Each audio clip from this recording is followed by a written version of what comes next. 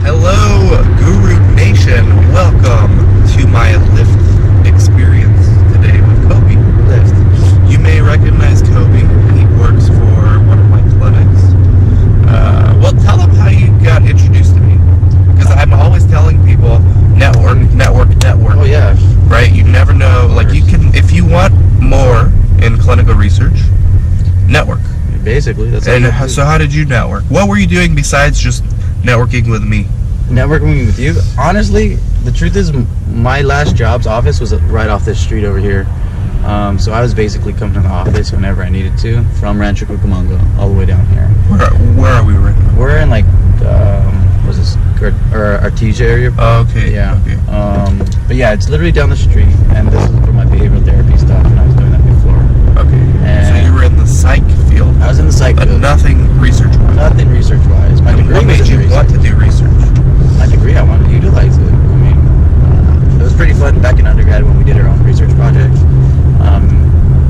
And even though that had nothing to do with like patients or anything, just like the whole research process and how you have to follow protocols and rules and like develop your own study and all that, it was really interesting to me. So I wanted to see what else was out there in research, because I know there's like business, there's psych, there's hospital, there's school, there's so many different categories of research. So what did you do, like when you wanted to get into the industry? Oh, to get into the clinical research?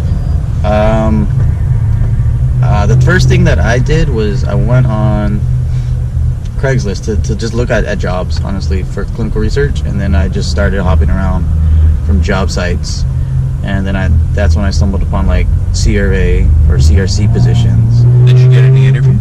I got the phone interviews. And? They said your resume is cool and whatnot, but without experience, you can't really, or they don't have anything for me. They didn't even care about your degree.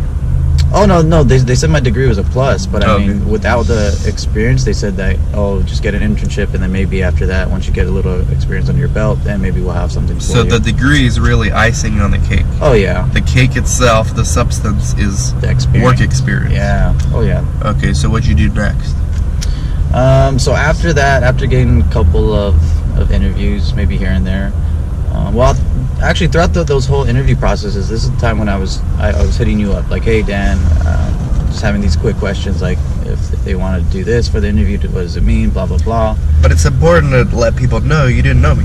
Yeah, I Right? didn't know Dan at this time at all. I found him through YouTube, through Instagram, and that was just because I'm part of the millennials. We go on YouTube for basically everything.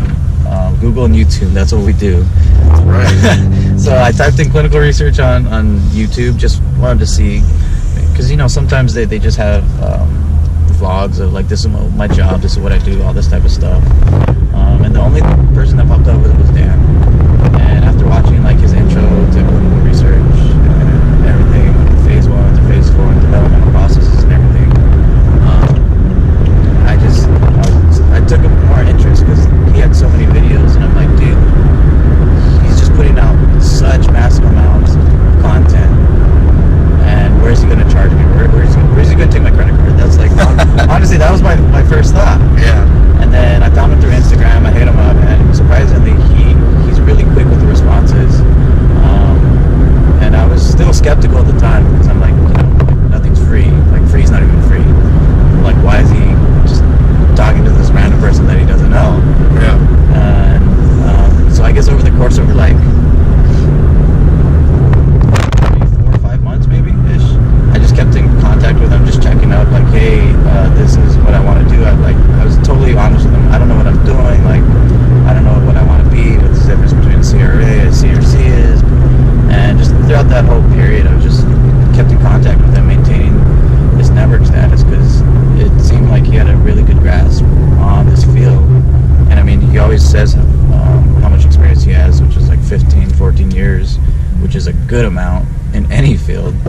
So I said, let's run with it. Let's see where I can go with this. Let's just keep in contact with this guy from time to time. Be persistent about it if you really want to do this. That's the key, persistence. And it's not just like you can message me. There's actual research clinics on Instagram and on Facebook that you can DM. And yeah, most of them will ignore you, but if you message 100 of them, it's a good chance 10 of them are actually going to want to talk to you, right? Yep. So that's the advice we give to people. Now we're going to switch gears. Are we going the right way? Yeah. Okay. We're actually on our way to an SIV. So after the SIV, we'll do another podcast on the way back talking about SIVs. We're going to switch gears here. So now you're a CRC coordinator. Yep.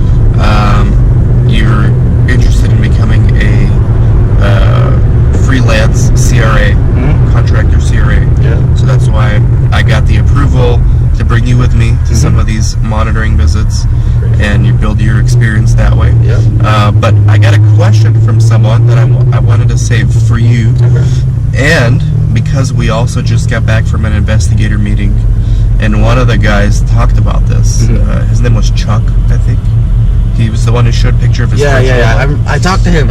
You did? Yeah. I talked to him last investigator meeting, not this one. He's cool. Yeah, he's very knowledgeable. Yeah. So, what is a source document?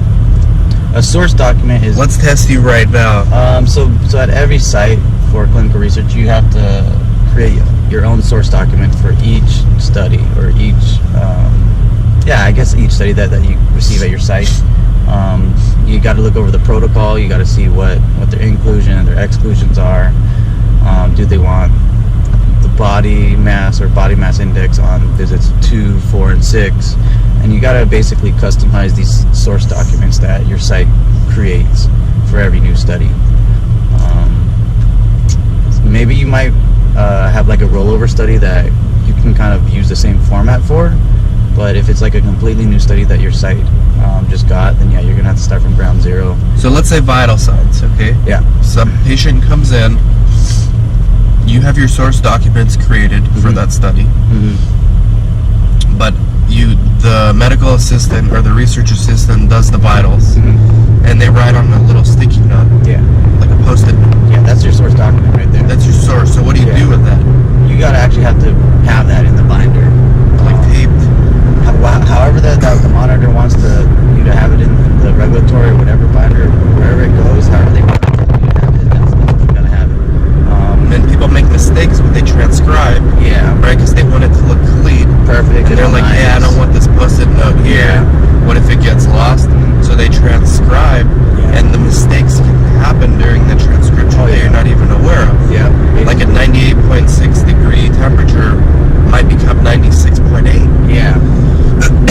without you realizing it, right? The little details really matter, but when it comes down to the source documents and everything, I mean, we had to change one of our study source documents just because we had the weight on all of the source documents, and our monitor was like, hey, we don't need this, just take it all out. Really? So we have to change everything, and we're like, okay, so do we have to just go back for all the visits and blah, blah, blah, like, how's this going to affect you? She's like, no, just take it out for the rest of the ones. So you have to amend your source docs, and then you use a new version of it for future visits. We didn't even amend it. That was the thing, I think. Oh, no? I mean, she said, no, it's fine, just because it's such a little minor or minute detail that it's not going to, it wasn't a deviation or anything like that. So Yeah, you're just obtaining extra data that you don't necessarily need. Yeah. And the rationale for that is maybe the sponsor doesn't want to record a AE of weight gain or weight loss. Yeah.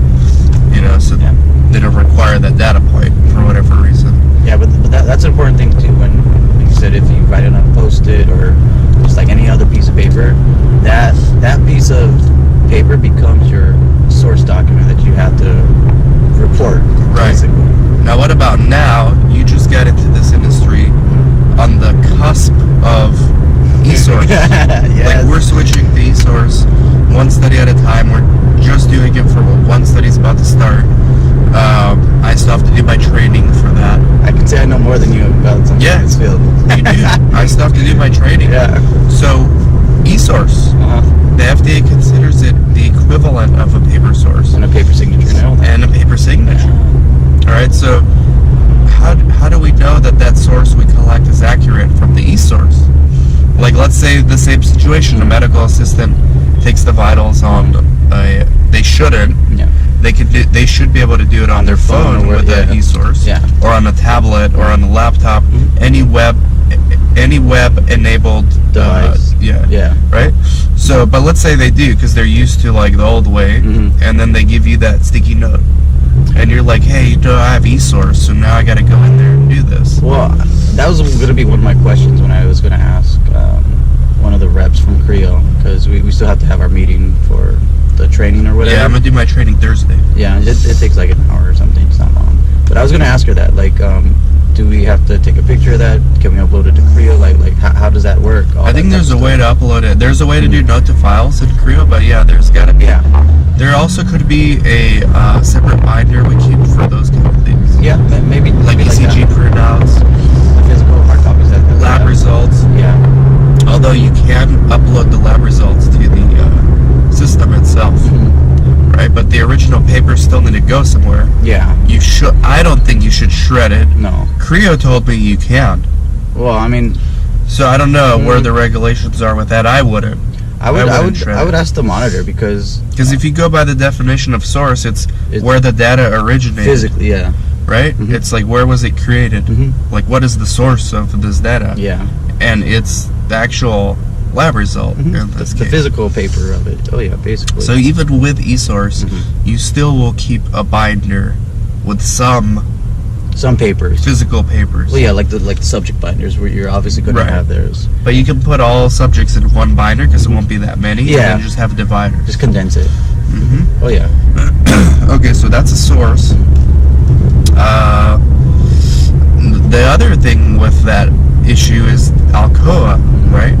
So every user for this eSource has their own login. Yep. So if the medical assistant takes the vital signs down, she is the one that it's attributable to, right? Now, if she gives it to you and you just enter it in your On my thing, profile. it's gonna look like you did it. Yeah. So that's another issue where with eSource you got to be careful about who's doing it, Yeah. right? Yeah. Now there's a way to put a note to file in there. Like if you were to enter it, and this guy's just passed out. If you were to enter it, and you could write on a note to file in the eSource, medical assistant. This is her name. She transcribed it, whatever. Yes. Yeah. I know there's a lot of functionality in terms of like the admins having like control over each study and like the eSource and all that type of stuff. Because right now I think me and Monica are the only ones registered as admins, and once we do that, we can basically update your schedule or like put notes in your profile and everything. And like if you Like a reminder. yeah, like, and if you link into your email or something, it'll remind you. ping me. Yeah, which is pretty cool. So in terms of like the admin stuff and like being able to control and have that functionality, yeah, there's a lot of flexibility with it, which is cool. I think you can even like edit out the audit trail or be like, or not. You can set the monitor's profile to the point where they can and cannot see certain things. Yes. Yeah. This is Creo is a very site-friendly. Very eSource. site-friendly. Oh yeah. You know what I heard actually from the investigator meeting, and we're gonna get into your first investigator meeting experience. I heard from another site at this investigator meeting, they were using a non-site friendly eSource. Okay. Alright, they had tablets. The tablets have the capability of listening Yep. to the radar, although they don't need to disclose it apparently. I think that's illegal. Something's wrong. But this site, I guess the sponsor didn't like what they were hearing, and the site didn't know they were being recorded using this tablet for the eSource. Yeah. The sponsor took the study away from them. Really? Just based on what they were eavesdropping on? Yeah. Well, I mean, I could argue for both sides because I mean, if you're the sponsor, yeah, you are employing them, and you do have certain rights. You expect it to be done properly. a certain way for the professional reasons. But, Yep. But if they kind of took the study away from them for non-professional reasons or just for something that they say, maybe. No, it was because of the way they were conducting The study? the particular assessments. Okay. They didn't know they were being recorded. Mhm. Sponsor was tracking they were listening. Yeah. And I guess they didn't like, I don't know the details. Maybe somebody else did this Mhm. scale. Mhm. Maybe the person actually did it, but instead of spending 20 minutes on it, spent 2 minutes on it. It Well- could have been a number of things. I'm just guessing at this point, but the point is they get it taken away from them. Yeah, based on the microphones and everything. And eSource is coming, so you might as well grandfather your site in, make it part of your SOPs. Oh, yeah. Find a friendly vendor, Oh, yeah. site-friendly vendor, and you may not be allowed to use your vendor of choice every time, but you'll be allowed to use it more often than not. Yeah. Just like if you have a local lab, you can choose to use your local lab instead of the sponsored central lab. Oh, yeah. As long as it's in your SOPs. So how was your first investigator meeting? That thing was fun. Well, it was in New Orleans, so that thing was fun. I mean, Your first one? Yeah, the first one ever. Hopefully not my last one. So it was fun? It was really fun. You got the network? I networked a lot. Yeah? You I met people? I met, I met Casey. She, Oh yeah, the coordinator at my old place. yeah, she said they don't have raters at her place. So I'm like, hey, whenever I get qualified, there you let go. me know. I'll do the side thing for you, and just let me know. You should be happy with that. Oh yeah, she's really cool too. Because your master's level, you can get certified for most skills, Yeah. as you know from our stuff. Yes. Oh, yeah. Yes, That- yes. I talked to all the monitors. We found another site, well, employees from another site that's in Fountain Valley area for us. Really? On our lift pack there. Me and my we were just, Who were they? I think it was PMD on it. I don't know. They're in Fountain Valley. Okay. But they're very young. They're like my age too. Did you tell them you do podcasts? No, not yet. but they're really cool, very friendly. It was just weird how we just started talking. We're like, oh yeah, where's your site at? Blah blah blah. I'm just exchanging like information and numbers and all that. So, but yeah, I did a lot of networking. First investigative meeting. It was eye opening just to see the whole process and how it goes, and it's almost Other sites, other yeah, people other doing what you do. Yeah, basically doing the same study and like Yeah. just like I guess the barriers to enrollment was the biggest one for me, because one barrier for one site is not always going to be the same for another site. Like following up with patients might be a barrier for one site, maybe in like the east side compared to us over here, where it's much easier, or just networking and getting recruitment in general. So I mean, it's cool to just meet your peers and your colleagues. Yeah, I tried to network every time with other site owners. Yeah. So that I can get new clients for my consulting company. Oh, of course. You can also network for best practices. Yeah. You can network to exchange study leads. Mhm. You can find side gigs. It's endless. There's tons of stuff. So it's Yeah, good. man. We started this podcast on networking. We ended on networking, and a lot of stuff in between. Thank you, Yeah. Kobe. Of course, they We're only an hour away from where we need to be. only an hour. Maybe hour and a half. And we'll do another one on the way back after the SIV. Of course. All right, take care, guys.